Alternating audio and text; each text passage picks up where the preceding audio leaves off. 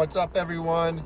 Thanks for tuning into my channel once again, Jace's Own World. I appreciate all those who have come back to this channel, as well as all of you who are new to my channel.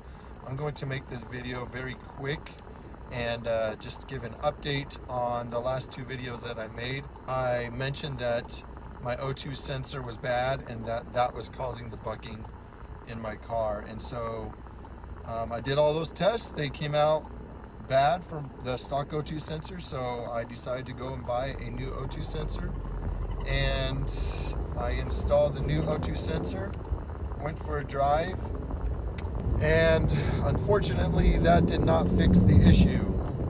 My car is still bucking, my car still stalls here and there. Like, I don't know what's going on. I don't know what's going on. The test for my stock O2 sensor was bad, and when I unplugged it, it stopped bucking for a while, and so I'm like, that must be the issue, and so I replaced it, put a brand new one on there, and it did not fix the issue. So I'm stuck.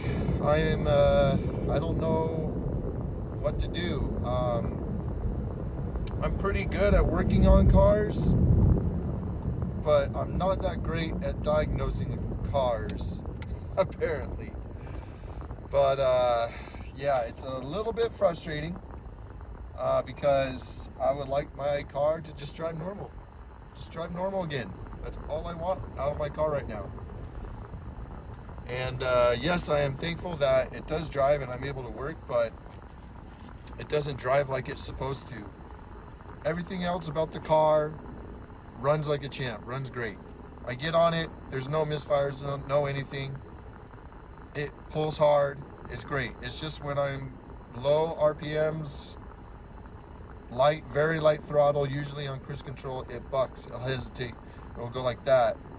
And if you watch my previous video on the bucking with the part with my AFR gauge, you could see my AFR gauge going like this when it bucked. It's still doing that. So I'm kind of at a stump. I've been talking with my friends who also own VWs, and one of my friends, him and his sons own a couple Mark IV GTIs, and my buddy told me that one of his Mark IV GTIs was having like a throttle hesitation here and there, but then the car would die randomly, and it would do that for a while, and it would be able to restart just fine.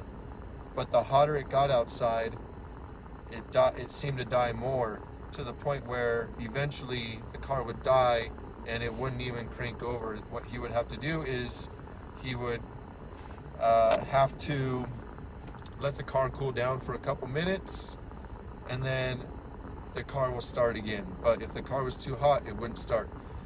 In the beginning, it wasn't throwing any code, so he had no idea what it was. They did a bunch of stuff to the car too, like me, that didn't fix the issue. And eventually, after a while, when the car got too hot, and it was hot outside because we live in Arizona, it gets hot here, and when the car wouldn't start, when it would stall, a code finally popped up, and the code that popped up was a crank position sensor code. So my car is having bucking issues. His wasn't really having bucking, but it's having some hesitation on throttle too, like off and on, like I'll feel it. It's not smooth, it's kind of jerky. And then here and there, the car seems to stall. It's not stalling very often. Like sometimes it doesn't stall at all. Even it's 105 degrees out today and it hasn't stalled once. But then sometimes it will stall just randomly. And so some days it stalls, sometimes it doesn't. The most it's stalled on my car has been 3 times in one day. But the difference with my car is it will start up every single time.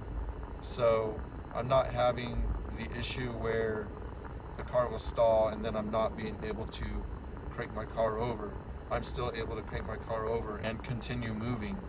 But his was doing the same thing as mine in the beginning until it got progressively worse, and it would then need to cool down for a few minutes. So maybe I'm having an issue with my crank position sensor. Well, these are the things that I'm thinking. All right, so crank position sensor, number one. Number two, map sensor. Because I've already basically done everything. I've done ignition coils, I've done spark plugs, I've done the cleaning of the throttle body, the throttle pipes, I've done a valve cleaning, I've done a compression test, I've replaced my injectors, I've cleaned my air filter, I've cleaned everything I've done. The last things that I can think of is map sensor or crank position sensor, and maybe possibly the third thing is I'm having a short on one of my ignition coils through the ground wires. But if that was happening, I would get a code for ignition coil. I'm not getting any codes anymore for ignition coils. I'm not getting any misfires or anything. So I'm thinking map sensor or crank position sensor. The problem I have is that I'm a really bad diagnoser. I just don't do well. I can fix things, but diagnosing is another level that I don't know much about. And so usually I go to like the internet and ask what kind of voltage and stuff a crank position sensor or a map sensor should have, and I'm getting conflicting answers. Like some of it are saying 0.5 is too low, some of it is saying 0.5 is fine at voltage and ohms. And so it's like, which one?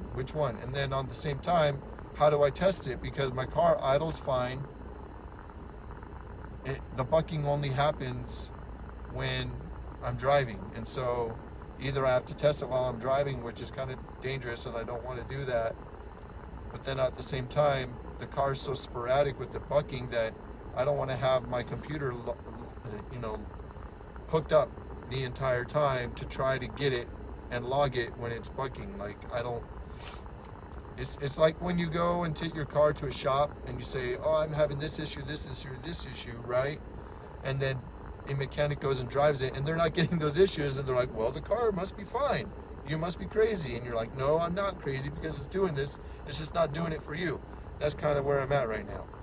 So not only do I want to go through that process, but I also don't know what specs to look for. I really don't. So I'm coming to you guys right now to maybe put in the comments or get a hold of me on Instagram at Jace's Own World and write a message to me if you have any known values for me to test a crank position sensor on the MK7 GTI, specifically 2.0 T EA 888 engine, or a map sensor for this car. If you have any of those voltages or specs or anything, please let me know. I need to test those out. Those are the only three things that I can think of, two mostly, but three maybe. I'm getting a short somewhere, and that's causing the bucking is what I'm really thinking it is. It's not anything mechanically, it's something in the wiring at some wire, at some sensor that's shorting out. So I'm gonna leave this at that. So unfortunately, I'm not being able to do the meth tune yet because the car's still bucking, even though the car drives perfectly fine under full throttle. But I still want to get it fully serviced where it's working until I get that meth tune. So please let me know if you have any questions for me, or if you have anything that you can let me know on what my problem might be. I am all ears at this point, and I would love to hear from you. So once again, thanks for tuning into my channel, and this is just a quick update. I appreciate all your feedback and all your likes, your dislikes, all your comments, and all your subs, and all of just the view time. I really appreciate it. And until the next video, peace.